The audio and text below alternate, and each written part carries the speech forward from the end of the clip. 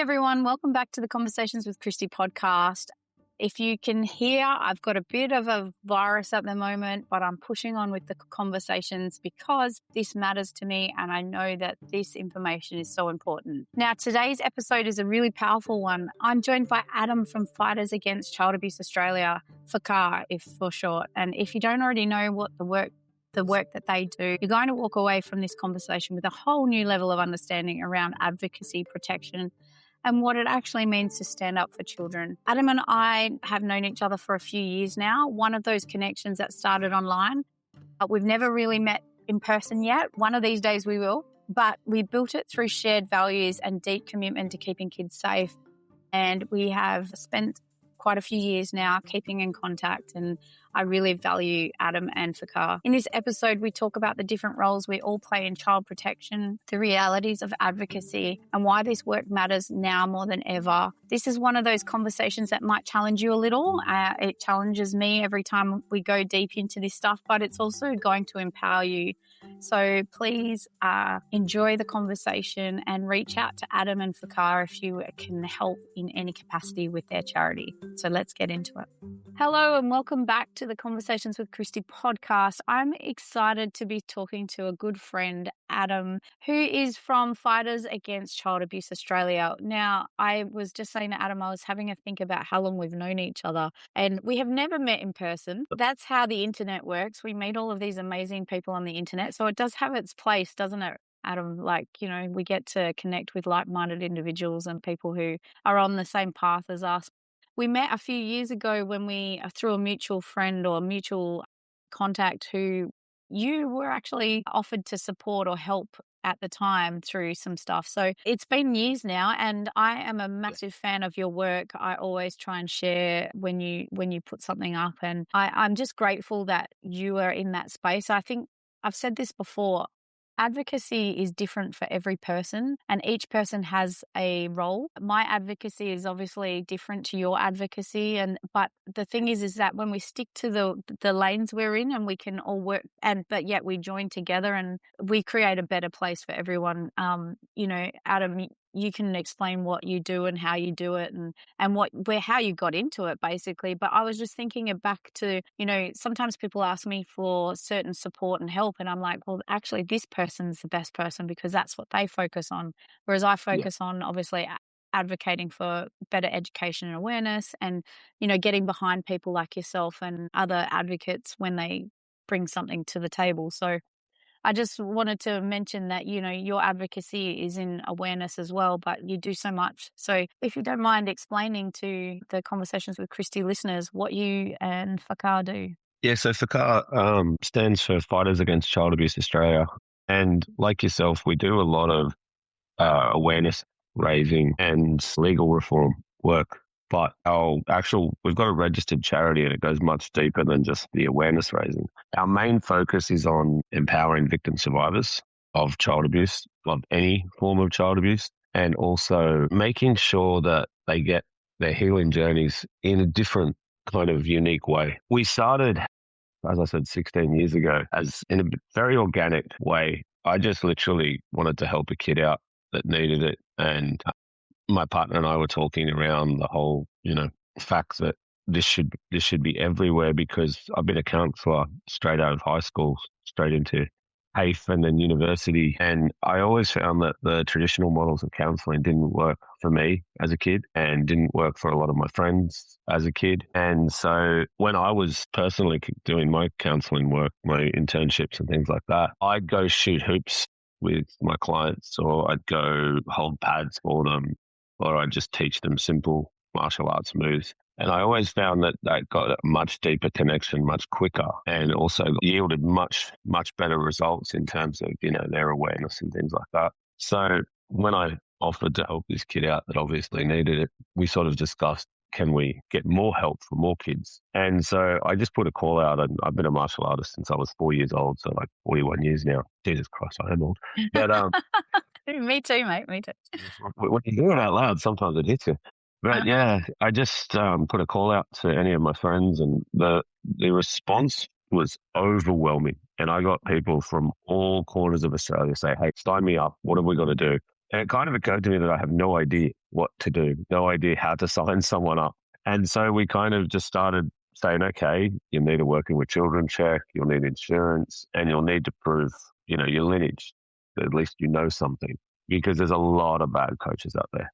And so that's literally how it started. And I ended up needing a Facebook page just to try and organize everyone, so I didn't get bombarded with inboxes and emails. And then we just kind of organically grew from there. We had people say to us, hey, I'm going to court. Can you help me? Mm. And before I knew it, we were on a flight to Brisbane, for example, to go support a victim survivor who just wasn't getting the support that they needed. And a lot of the time, don't get me wrong, there was services and witness assistance services and places like that do a great job. But unless you've walked that path yourself, unless you've lived in those moments of terror, say lining up to go through the metal detectors at court, simple things like that, you just don't know. And there's no way of knowing that could potentially be a problem. So that's where we step in. We offer lived experience court support, as well as our flagship, which is our Phoenix Survivors Healing Program, which sponsors. It started off as martial arts, and then it expanded out into people were asking us for gymnastics, dance. We now have music therapy hooked up. We now have art therapy hooked up. And I just kind of went by the attitude of if it'll help, we'll work out a way to verify it. And then, if they want to do it, then I'll talk to the instructor or the coach or the teacher. And the results have been outstanding. Absolutely outstanding. I've been quite blessed for the past 16 years to get inboxes and emails from victim survivors saying, hey, this is me now. And it's just incredible the turnaround that we've seen. And we also got into the legal reform space. It's the same thing organically. Someone said this law needs to change. And I'm like, you're damn right it does. How do we do that? And it was literally Google how to change a law. And we got so lucky because there was a committee convened in New South Wales, and it happened to be featuring our local member at the time, who was Melanie Gibbons at the time. And we put a submission in and got asked to go speak. And we went in and spoke, and herself and Mark Speakman, who was the Attorney General at the time, pulled us aside and asked us to speak again and in front of a smaller group. And it was insane. The response was great. And so we kind of just decided, okay, we're going to do this as well. And that's literally how the charity grew. Anything that was needed, anything that we got requests for, if we could physically pull it off, we would. Yeah. Yeah. And I guess being a not-for-profit or a charity, it makes it so that you can put all of your effort into those legislative changes, those support services and work. So one of the interesting things that you mentioned is about, needing to connecting with the people, the kids or the victim survivors, and throwing the hoops or holding pads and stuff like that. What is it about movement combining that with actually doing therapy or counseling? There's got to be something in it for it to be successful. There really is. There's been dozens of studies done into actual serotonin and dopamine release during exercise. There's also been one in Northern Ireland that studied the specific benefits of martial arts for victim survivors, which found incredible success with, they were doing non-contact karate at the time. It's just the movement, like you said. It's just the physicality of moving around and the dopamine. I don't understand it. I'm not even going to pretend. But the dopamine levels in the brain raise. Dopamine is a great antidepressant as well. Yeah. And, I always sort of make sure that if I'm having a bad day mentally, I get to work early, put the gloves on, and just wail it out on a bag. And I know for myself just how much that helps. And I know several of our clients have said, hey, I can't get to training at the moment, but I really need to go. I really feel like I just need to go to training. And we'll help them out. We'll find someone that can take them or whatever it takes to get them there. And afterwards, I'll say, no, I feel a bit more level now. I feel great. I've got this challenge and I know I can take it on, or whatever it is. But it's easily measured in terms of if you just want to try it out for yourself, you can just jump up, go for a run or move around. And it's not a mood stabilizer. I call it a mood enhancer. It will pick you up and help you out a lot. But it's just particularly for victim survivors of trauma, we find that there's a lot more than just the movement in, say, the martial arts environment. there's, really good role models that will be there and help them break the lack of trust that they have, or there'll be a whole team environment, a whole social aspect to it where everyone's, trying to work out and get the same goal, achieve. And that there's another one element to it, the achievement levels. We have a dance studio hooked up and they tell us about their levels and things like that. And they'll tell us outright, oh, I'm chasing level 4 today. I'm going for my level 4. And I'll be like, great, go smash it. And, that sense of achievement, it gives them something that they just wouldn't have otherwise had. And I think it also, it's you can see, especially with martial arts or dancing or any of these, because it is broken up into grades, it means it's achievable. It's small, little achievable goals. Exactly. Yeah, 100%. That means a lot to someone who has been told that they're nothing, someone that's been told that no one will ever believe in them or no one will ever believe them, which, as you know yourself, is quite a common grooming tactic. Yeah, exactly. And also one of the things that I think also helps is that I talk about when we're trying to connect with our own kids is getting onto their level. So, kicking the footy. So you're not making this, because the topic itself is so serious. So, doing something that is fun, engaging dopamine, etc., really makes a difference. Absolutely. I did actually see you discuss that, and I completely agree about getting on their level and doing something that's a bit, you could almost call it a distraction from the topic at hand, and if you're just kicking a footy or whatever they want to do.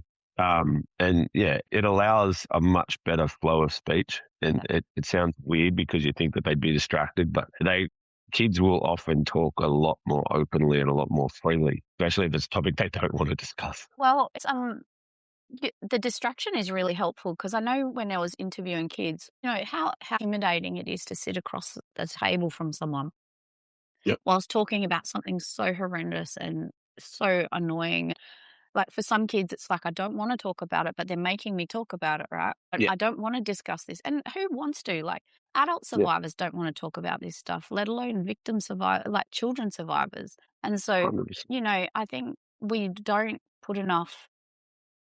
It really pisses me off, really. And, Adam, I think you and I are of the same sort of wavelength in regards to the systems that are set up are not fit for purpose anymore. And they'll never fit for purpose. They fit a purpose, and it's not the purpose for the victim. It's not the purpose for the survivor. It's for the purpose of the court and for police, etc.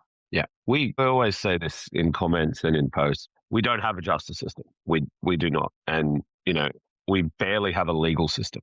It's called the criminal justice system. And I truly believe that is for a deliberate reason, because like you said, it's never been fit for purpose. And if you built a system, I don't think you could put any more flaws in it than the current system, the way it exists, particularly around children, and you yourself, you would have had to interview kids knowing full well that you probably weren't going to get anything out of them.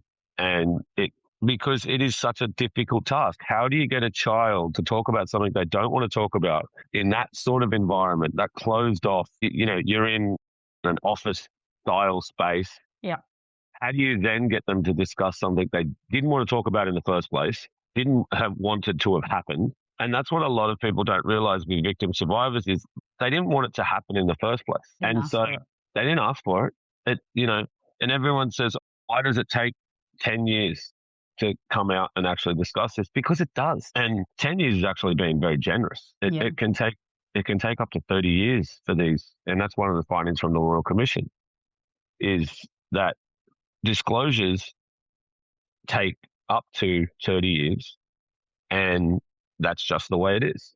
And people can't understand that. It's because we don't support our victims properly.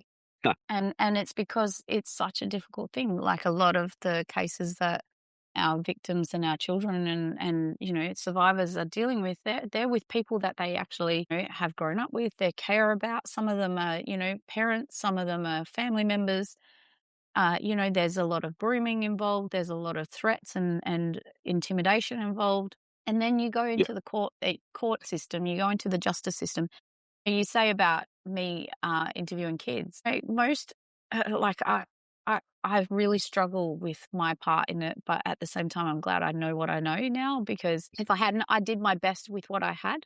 But you, as a Yep. police officer, you're not given, you really are like, it's blinkers on. You think, okay, I just have to do, and I'm in two minds about it. It's like a survival. You have to survive in that system that you've got. But in the same mind frame, like if I look back on who I was and what I was thinking back then, it was like, this is all I can do. That's what you're taught. It's all you can do. Mhm. If they don't speak up, that's it. You know, like literally tick the box and Yep. next. And so, Yep.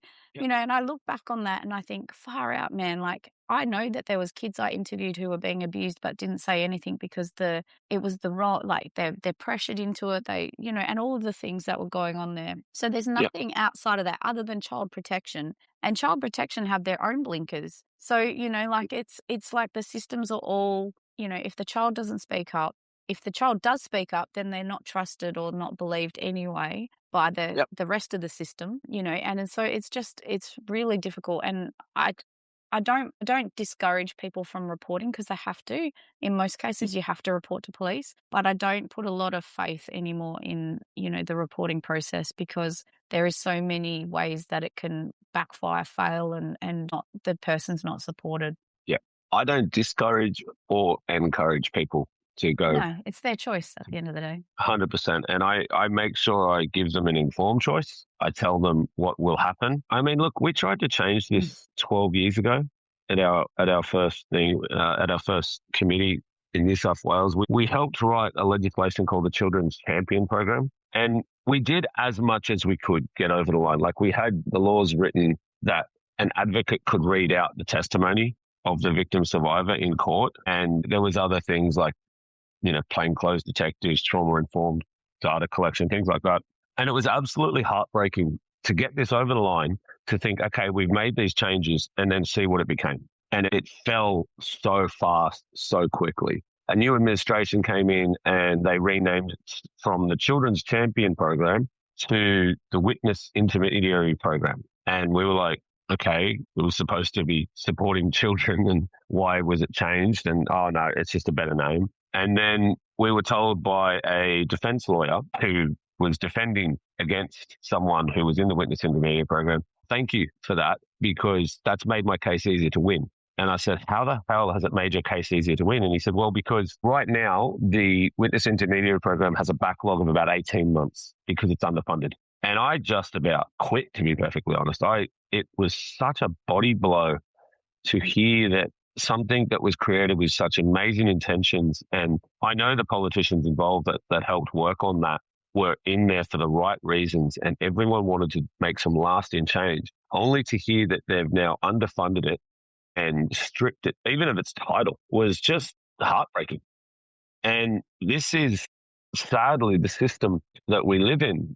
You can make the changes, you can have the laws changed, and then the judges can just ignore it. Like you can have recommended minimum sentences, and the judges can go, no, I don't want to get an appeal, so I'm going to give this sentence. It's absolutely, it's like you said, it's not fit for purpose. It never has been fit for purpose. And It's not putting children first at all. It's not putting victims first, and it hasn't for a long time. no, I've been through trials and I've been through court cases with victims, and from my perspective as the investigating officer, it's like absolutely nerve-wracking. Like as the person who's going before the court with all of the evidence and saying this is the case, it's terrifying because one little bit of doubt can just throw it all out. And I mean that's the system we have, and I know that that's the reason for it, but it just we don't protect or support victims enough. And that's why people like yourself and F.A.C.A.A, and we've got, Bikers Against Child Abuse as well, people who are,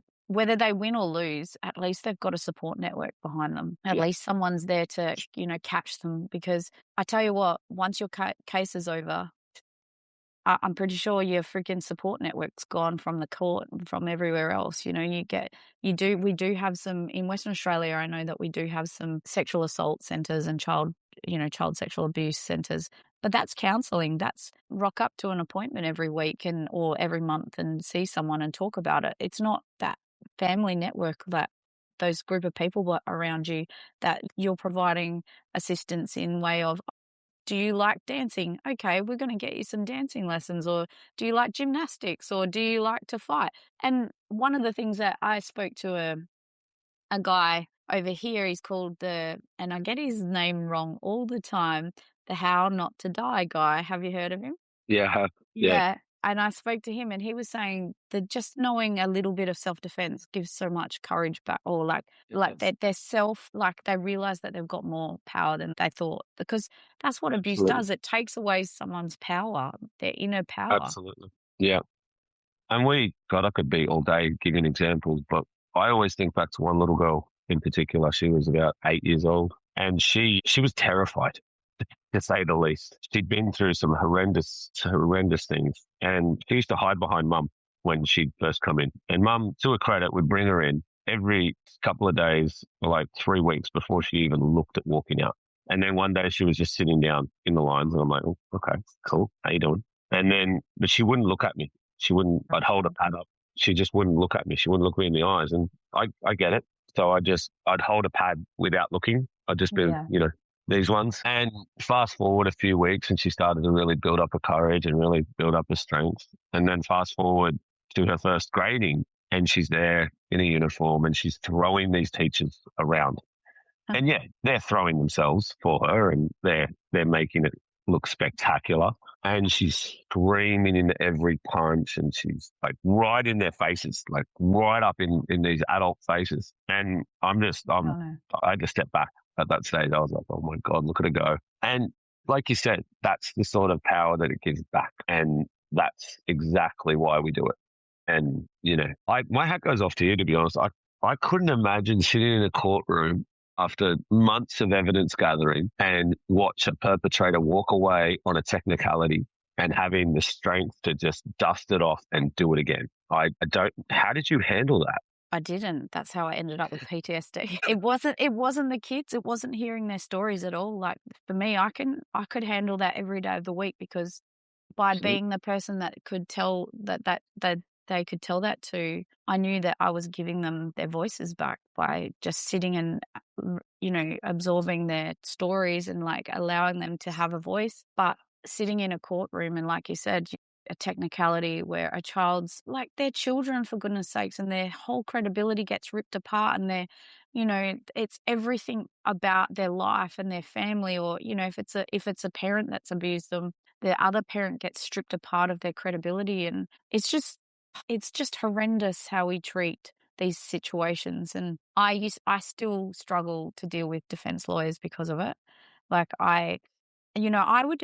this was the thing, like I would be in court and I was on the stand, I'd be getting ripped apart myself, and I was very good at like being staunch and like, no, because part of being a detective and going through detective training is they teach you how to go sit on the stand. It's a yes or no answer. And then if you want to answer more, you have to, and you don't even look at the defense. Like, it's very interesting training. You don't look at the defense. You're looking at the judge the whole time. You answer them, but you look at them. And so, yeah, so there's a whole thing to it. Right. It's a whole class on, I have cross-examination noticed training. that in courts, but yeah, I haven't actually. I've never approached. Heard that. Yeah. No. You get trained how to be cross-examined. Anyway, so I'm very good at, I was very good at being cross-examined because I would only answer what I was asked. And if they tried to trip me up, so this is the whole point. Victims don't get that training. And especially when it's there's so much emotion attached to what's happened. It's such an emotional process, right? And we don't have the trauma-informed practice, because if you've got trauma, you don't have a lot of control over your reactions at times, because the trauma is what you're reacting to, not the question. It's the fact, if you didn't have a voice and they're cutting you off and not allowing you to speak, you're going to be triggered and traumatized by that. And that's exactly what defense lawyers are doing. They try to do in every case. They want you to react emotionally. They want you to overreact. They want you to blurt things out, because then they can say that you're basically, lying, emotional, blah, blah, blah, blah. They use it to break down your credibility. Yeah. So, yeah, so it's just crazy. And I just so my point is defense lawyers would do that in the courtroom. And as a police officer, you get called up after the witness. So you don't get to see the witnesses evidence. So during the court process, you list who goes first. It's always the victim or the victims, and then it goes from there, like the professional witnesses, so like doctors and psychologists, they go next, police go police, and then, all that. So you're not allowed in the courtroom until after you've given your evidence. So you never see any of this evidence given in court. You just hear about it afterwards. And so, I would sit there and I would hear about all of the things the defense lawyer did, and then they would be nice to me in the hallway. And I'd be like, and I'm an Aries, man. Like, I am fiery and I have no problems with ignoring people. And I would look at them like, are you fucking kidding me? Don't talk to me. And I always had a problem. I see defense lawyers who've cross-examined me all the time, like this around where I live. And I'm like, that's the other thing. Like, you go on, so in your socials, you go on and discuss or share actual cases, and name and shame, basically. I mean, it's not shaming. It's basically calling them out and saying, this person did this. But this is the thing, right? The reason why sex offenders have got away with it for so long is because no one used to talk about it. No one used to call them out on it. Yep. And I mean, the social media, as much as it's a pain in the ass, it's actually been a blessing, because once something goes to court. So can you just explain to listeners why you're able to do that in some cases and not others? Because I don't think everyone understands. So the cases you talk about are cases that have been before the court and they've been sentenced. Is that right? Yeah. You can't talk about cases that haven't had that process yet. So there's a few rules for our social media pages. Number one, we're not a name and shame page. We're an awareness raising page. We want people to realize that this is happening on their streets, in their neighborhoods, to their people, because it's very disempowering or silencing for victim survivors to hear words like, oh, that doesn't happen here. Especially like you said, like you touched on before, if it's the parent of the victim survivor, they're going through enough guilt and shame as it is. Now they've got to suddenly couple on the fact that they're being hated for putting their father behind bars by their uncles, by their cousins, things like that. So for people to say, no, that doesn't happen here. I'm sorry, you're wrong. I don't care where you are. I don't care who you are. It's happening in your neighborhood, to your people, in your demographic, whatever. That's what the awareness raising pages do. We have to have a few rules. Like, we don't take on convictions on. We wait for a conviction, and a lot of people they're amazing. F.A.C.A.A Army will send us links and say, this guy just got charged with this, and I'll be great. As soon as they're convicted, we're going to make them famous. Yes. Okay. You have to wait for that. We have to wait. We also have to have a verifiable source. That's the other thing. Like, we get sent a lot of court papers and things like that. And as appreciative as we are for them, we can't run it because you could just internal documents. Correct. And we also get photos. This is him. And it's like, yeah, that's great. But I'm sorry, but I don't know who you are. You could be, anyone. And this could be anyone. There's no correlation. So we wait for a reputable media outlet to run it. Yes. And even then, I'll double check it. I'll run the names through Google. And unless I pull up about 4 or 5 different links to that article, I'm not going to run it. It's just that simple. It's just not worth the risk. And, people get a bit frustrated with it sometimes, and I totally understand it. We want to give a voice to every voiceless person out there, but some stories we can't run. It's just that simple. Sometimes they'll get a conviction, and then at sentencing they'll get a suppression order. Yes. And if we find evidence, no one can, and it means no one can run it. Not even the media can. No. And if you look at the example of Darren Hinch, he got longer behind bars than the guy that he named. And it's insane, our system. So we do have to abide by quite a few rules, and we do have to jump through a few hoops. And that's fine. Trust me, there's enough story. You're never going to be without, like, for instance, I'm just thinking, and I have done this on my page once before. I've warned people, because when Daniel's Law came through in Queensland, right? And everyone was jumping on and they were checking and everything like that. I did put a warning on, is that you cannot share this on your social media or any social media at all. It even says it when you sign and click, because in Western Australia it's the same. If you put that person's image up, you are identifiable on that image, and then what can happen is you can be charged, because there is legislation protecting the dissemination of, child sex offender registered offenders information. And I've actually had to do I've actually had to go, and it goes against everything I believe in, but at the same time, the legislation's there. You can get in trouble. And I actually had someone come up to me last year or so. I was doing a presentation about grooming, and they said to me, basically a family member had looked up in Western Australia, because we had it in Western Australia.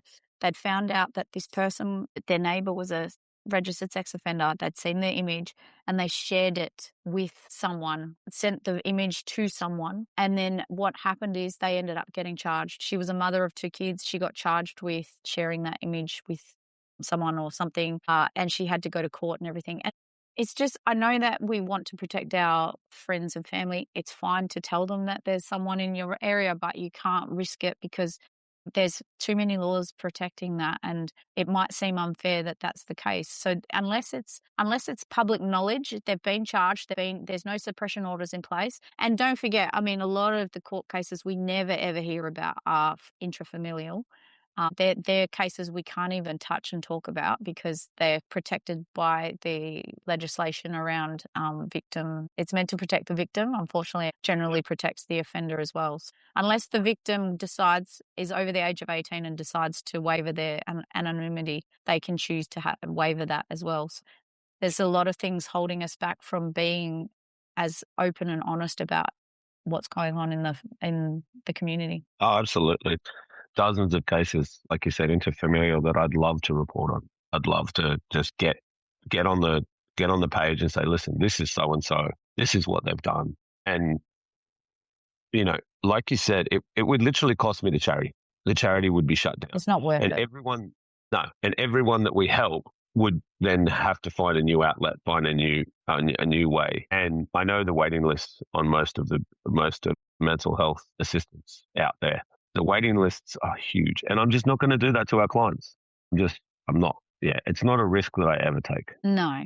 And you have to be smart because it could cost you that. It could cost all of the victims that you help and survivors that you help. So how do people support F.A.C.A.A? Like if you're based over in New South Wales, I know that you work out of like a lot of places. You help in a lot of different ways. So how does it work with, supporting people if they get in touch with you or want to know more? We've got a team of volunteers that work throughout Australia. We don't really advertise very heavily what they do, but they do a lot of boots on ground sort of stuff like court support or going and just having a coffee with a victim survivor, things like that. And that's all part of our Phoenix healing program. But if people wanted to support the charity itself, they can hit up our website, which is just F.A.C.A.A. F.A.C.A.A.U.S.org. And there's a donation portal on that. We don't receive a cent from any government sources, council, state, federal.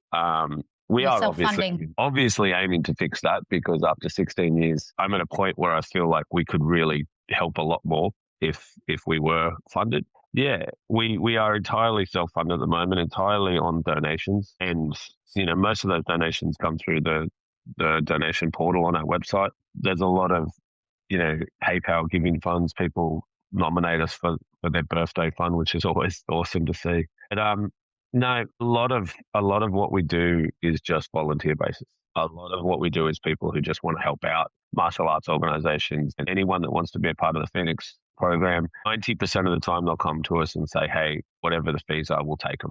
And just, pay for that. We usually pay for the outgoing costs like uniforms, registration, stuff like that. But yeah, most of the fees are amazing. Instructors will go, hey, you're good. Just, fix this up for what I'm out of pocket. But does the victim survivor or like the child or whoever, do they have to like tell anyone what's happened to them, or is it all? God, no. No, God, no. I didn't think so, but I wanted to put it out there. No, we've never asked questions. If someone says to us that I'm a victim survivor, I'm going to say, okay, here's what we can do. We also, I'm quite proud to say, are one of the only charities that helps family members, immediate, non-offending family members of the victim survivor, because we find that we get better results if If say, you're supporting the whole family. yeah, absolutely. Of course. Mum and And I say yeah, this all the time, like, if your child's going through it, you're going through it, and you need as much 100%. support to be able to support them. Absolutely. And so, yeah, we'll take on entire families and get Yeah, them training together. And I mean, that's always awesome to that's see fun. the whole family. Yeah, it's great. Yeah. I mean, But yeah, I got into martial arts when I was a police officer. I did Muay Thai and Jiu-Jitsu. And the interesting thing is it was always like it was whilst I was in the child abuse squad, whilst I was a detective dealing with child abuse. And it was so cathartic for me to have that, release. I don't need it as much now. I do more softer things with my broken body these days. One of the things that I did find, and I think I can understand why, for someone who's going through something, even if, it's not happening anymore, but just it's so empowering to have those skills as well, to know that you can defend yourself, to know that to have an outlet to get all that anger and hatred and fear out of your body, because it stores up in your body. And so, having an outlet, whether it's dancing, whether it's gymnastics, whether it's fighting, whether it's kicking something, whether it's whatever, for me personally, like it was a godsend. It saved my mental health when I was in those spaces because I had somewhere to go that I could get rid of all of that anger and that mm, pain, hurt, and oh, stuff. absolutely. I truly believe all police officers should have some level of training that's above what they're I currently mean, they getting. do a little bit of empty hand in the Yeah, academy these days, but it's yeah, not enough.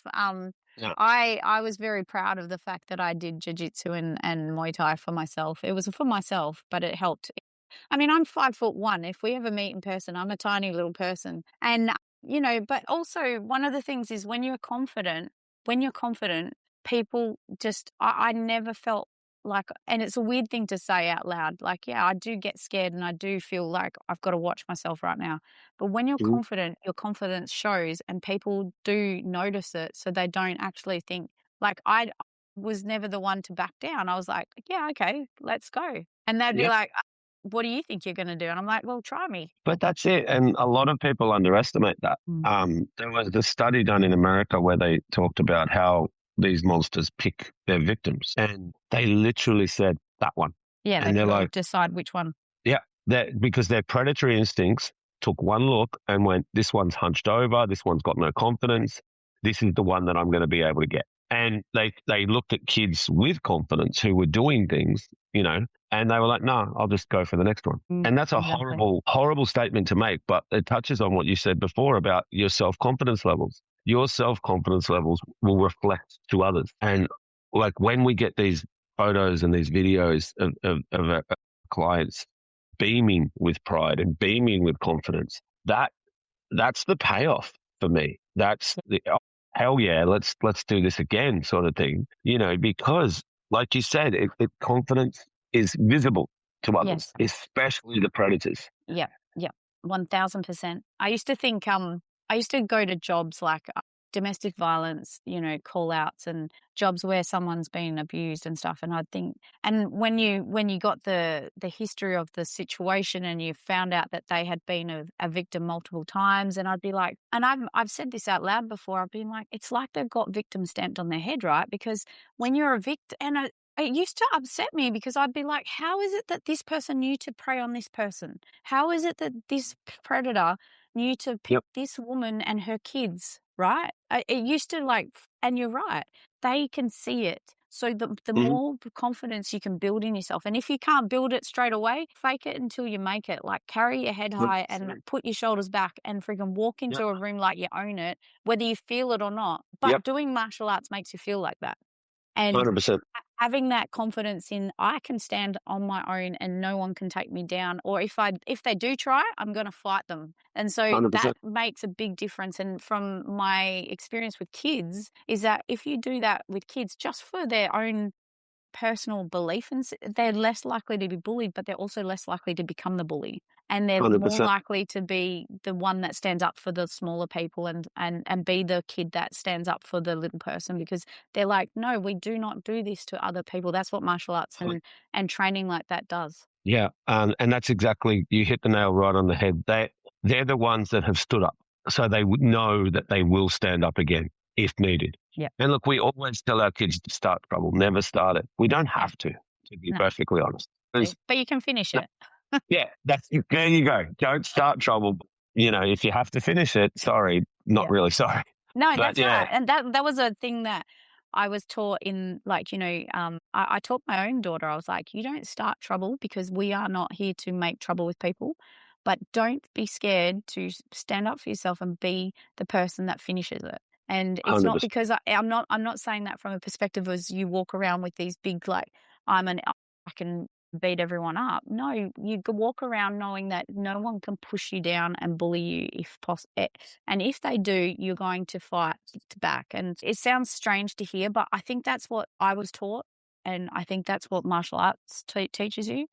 Because as a police officer, as a small police officer, I was taught it's either because it can be lethal. Like if I was in a situation where someone got hold of my gun or taser, I could be dead. And so it 100%. was like it, and we were taught that if someone tries to assault you, it's basically you have to be the one that wins that confrontation because like again you don't start things if you can help it, but you Mhm. definitely don't let anyone else finish it.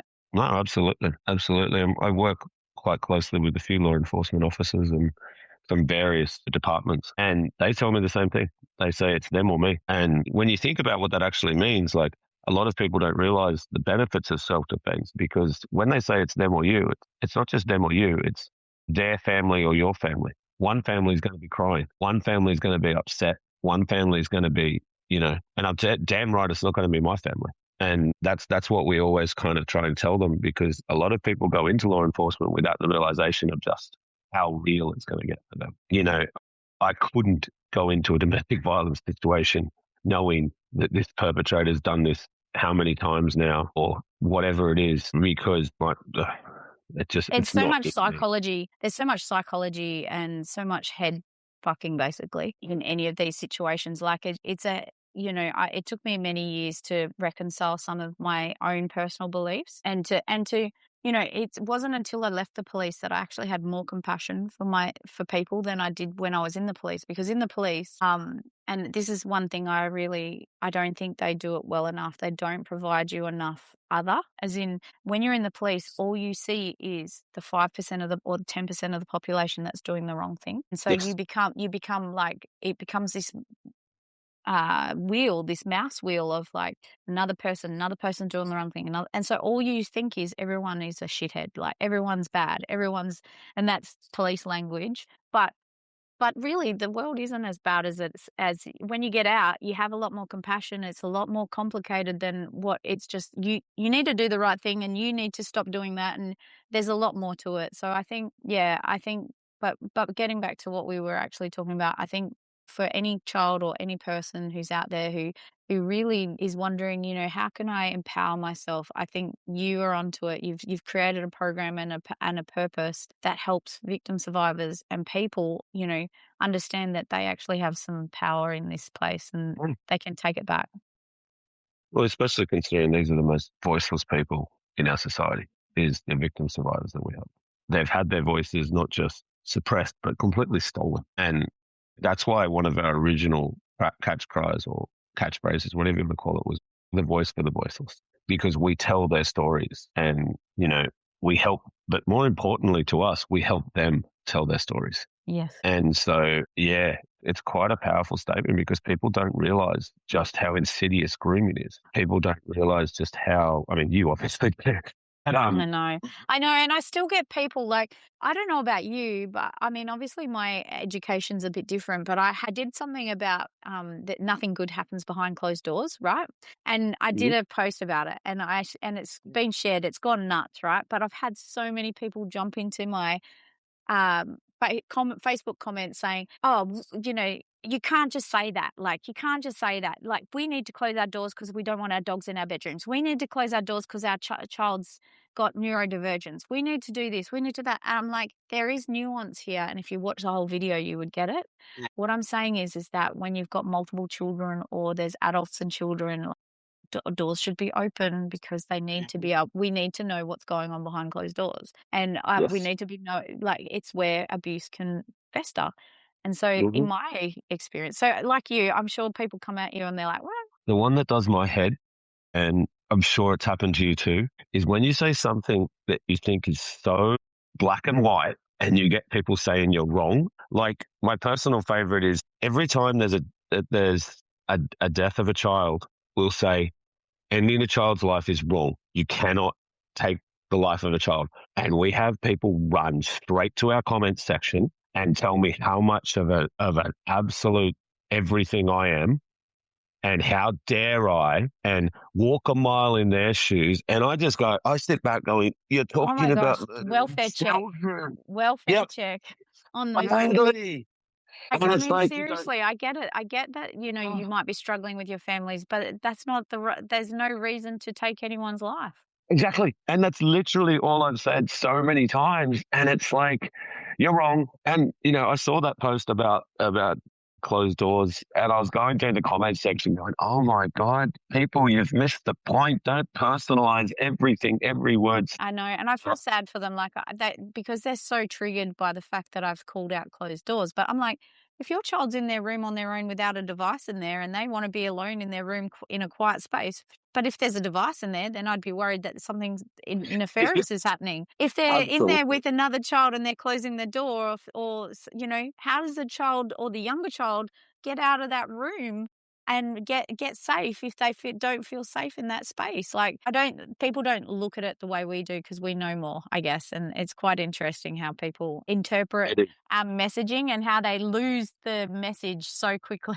It's wild sometimes, but yeah. But I sometimes I want to see, like, I have to, like, I don't know about you, but I get in, like, I start typing out a reply and then I go delete, delete, delete, delete, delete. I'm like, just don't reply, Kristi. Just don't reply. Yeah, you're a lot better at that than I am. I must admit that is one of my banes. Is I have trouble going. Like, even in even in your comment section, I had a couple of typed up responses going, Are you for real? Like, did you watch the whole video? And I'm like, no, just tap it out. Yeah, delete, delete, delete, delete. No, my Delete, husband, delete, delete, I had a guy have a go at me a couple of weeks ago while I was overseas, say women shouldn't be police officers. I could beat them any day of the week. I've got it. I screenshotted it and I blocked them because I was so ready to fight back. Like, I was so ready to fight back. I did type one message and he was waiting for it. I was sitting in the international airport and it was like, I wrote back and I said, wow, tell me you're a misogynist without telling me you're a misogynist. But I know some females who could definitely fold you up like a pretzel. And then, and he goes, I'll take them on. And then he had a kid in his profile picture. It was him and his son. He was him and his son in his profile picture. And I said, you're a dad, mate. Like, grow up. And then, do better.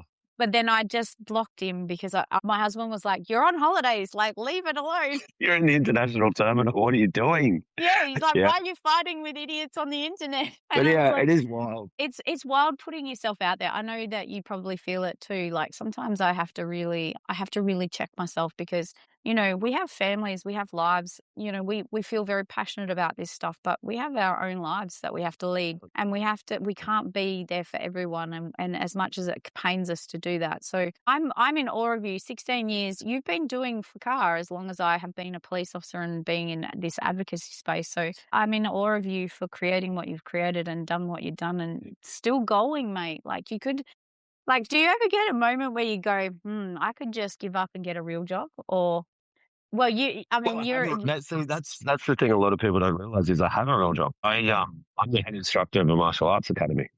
I love it. Don't get me wrong.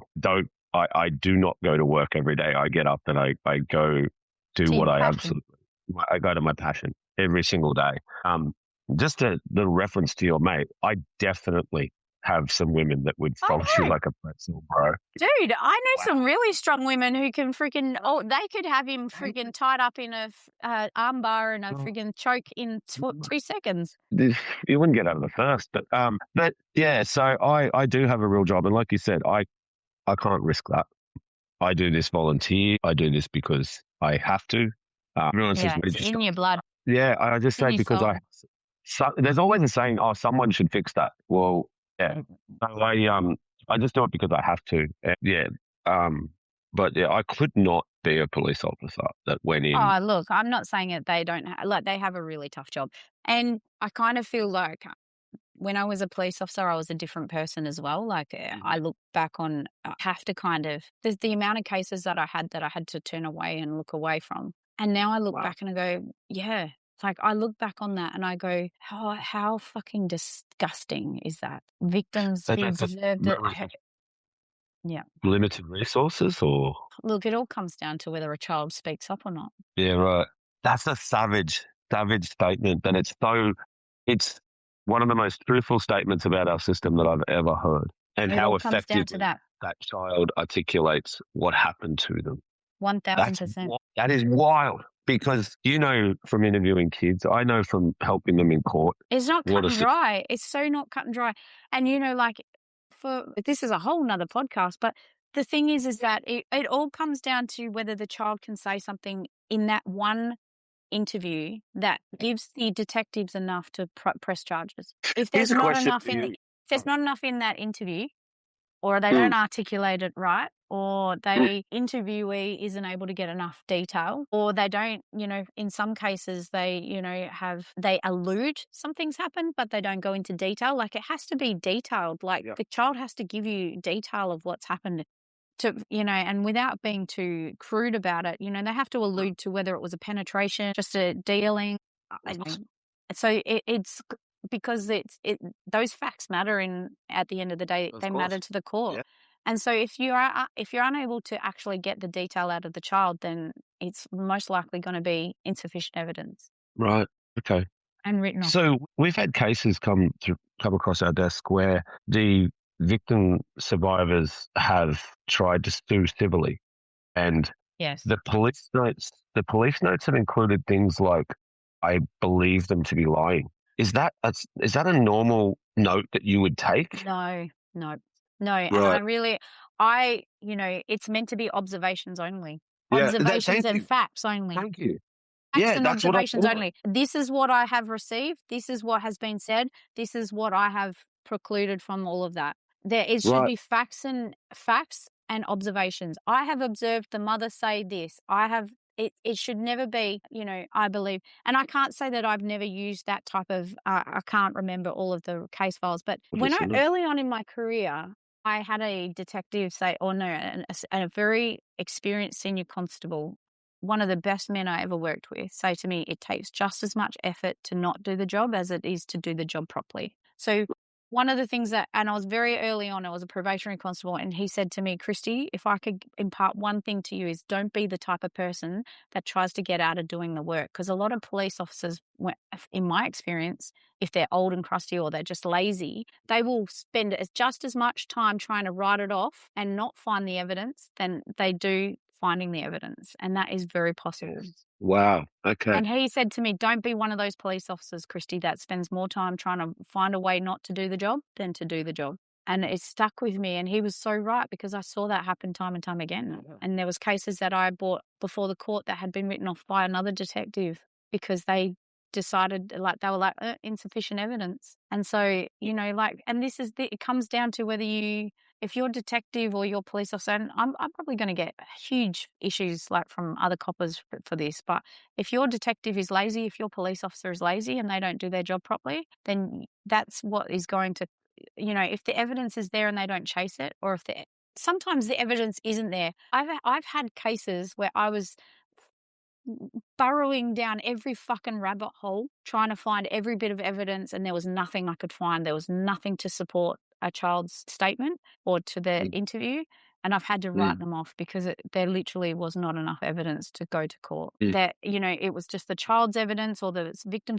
adult victim survivors evidence, and there was no witnesses, there was no nothing. Because in the court system, you have to have evidence. You have to have, supporting evidence to say or to substantiate that, well, at least this person was in this place at this time whilst this person says this happened, right? But Yeah.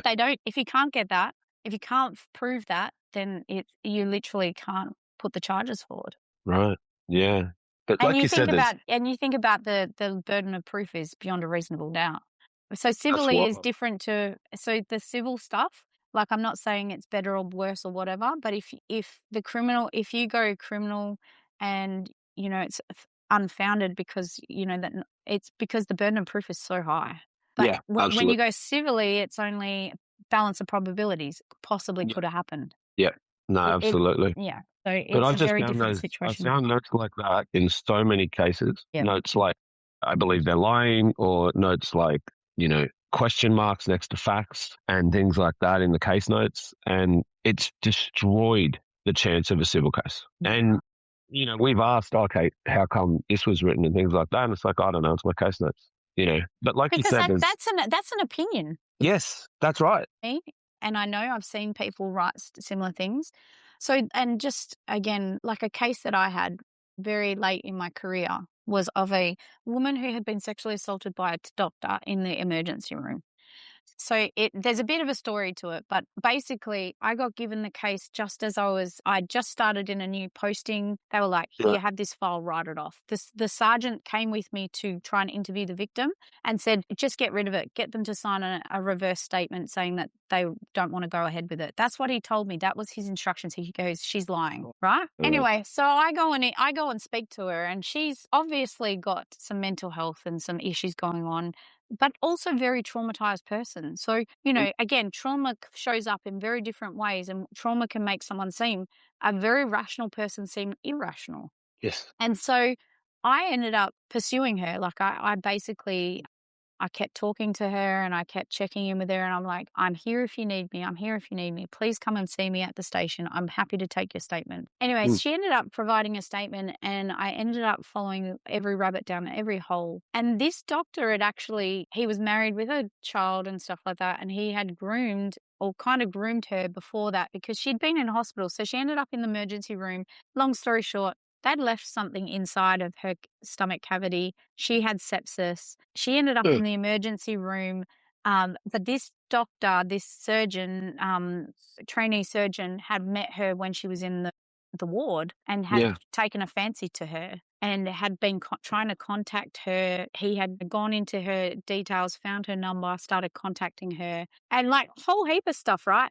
But if I had have just done what my sergeant said, I would have written that off. This woman wouldn't have got justice, but we ended up going to trial. He got 3 years for sexually assaulting her, and he was found guilty. He appealed. It was dismissed. So, the thing is that if I had have listened to my sergeant and my sergeants, because most of them were trying to tell me she was lying, and I hadn't fought for her and continued to remind her that I'm here for her, and even to the trial, right? So this is where I think a good detective, a good police officer is all the difference sometimes in these cases.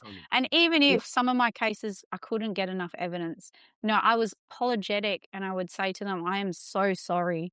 I wish I could. I just can't get it over the line. I can't find enough evidence. If anything comes up, please let me know." But, even to the point at the trial, I had to, with the DPP's permission, I had to get her sister to come with her because she'd moved over east to get away from WA, and she came back with her sister and went to trial, and like we walked her through the trial, and like I was supporting her all through the trial, and just made sure she knew that I was on her side. But I don't know if that's in every case. Like that was me doing me.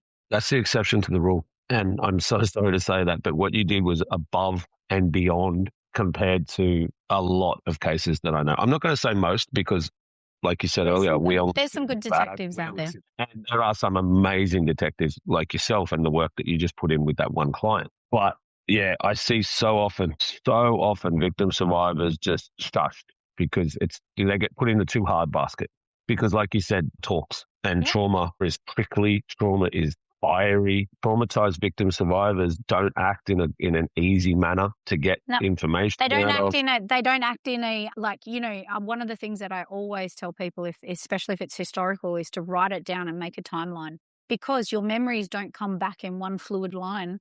They come back in pieces. And so so put it together in a timeline so that you can you can have a start and a finish, so that when you sit down, so when you go to the police, you're ready and you're giving them everything. And then you don't have to go through the re-traumatization of going back and back and back to the detective or the police officer. I wish I had known all of this stuff when I was a police officer and detective. I would have done it so much differently.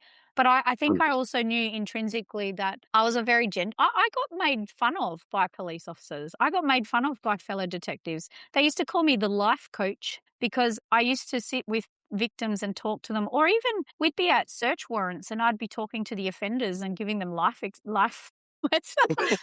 be coaching them. Like we'd be at a drug door and they'd be in someone's house, and I was on, security with the perpetrator or whatever, or the offender, and I would be Yeah. like, "Oh, what are you doing with your life, mate? Like, how did you get here?" And I'd be like chatting to them. I'm like, you can get support, and here's some support places. And I'm like, do you want to change your situation? Do you want to keep going this way? And the coppers used to say, why don't you become a life coach? Because that's what you're doing. Like, why do you give them so much time? And I'm like, because behind every person is a human. Yeah, 100%. And they came here 100%. and they all have a story of why they got where they are. And I think it's a good place to finish, is that you are the one of those humans that are making a difference, Adam. And I Thank want you. you to know that. Thank you. That's a very big statement. But yeah, that's funny. I could actually picture you sitting there. I was always, and like I'd be driving them to the watch house to get locked up for the night, and I'd be talking to them about getting their kids back and getting themselves straightened out. And, and like my partners are like, fuck, like, Kristi, would you just leave them alone? And I'm like, no, these people need someone to believe in them. That's awesome. But It's I so tell you good. what, I was really good at interviewing offenders, and they most always talked. If they weren't going to talk, they never talked. But if they were going to talk, they would talk to me, because You'd be the one to I'd be the one to get their confession or their 100%. evidence, because they were like, oh, she really listens and she gets me. And it wasn't a Yeah. tactic, I promise. That's just who I am. Nah, that's awesome. Well, Yeah. I'll put all your links to F.A.C.A.A up, and Please. and I'd love to share more of your, like, any sort of charity organization stuff, and I'd love to be able to help raise donations for you guys, because what you're doing is making a difference. And if we can if we can support more kids and more families, and that's what we want. Well, that's the thing about F.A.C.A.A is 100% of all donations go towards the victim survivors. There's no admin fees. There's no wages taken from F.A.C.A.A. It just goes straight into the program. You're a true charity. You're a true charity. Thank you. Well, have a good rest of your day, Adam, and when this podcast goes up, I'll make sure everything's in there. Awesome, great, no worries. Make sure you let me know, and I'll be sure to get it out there.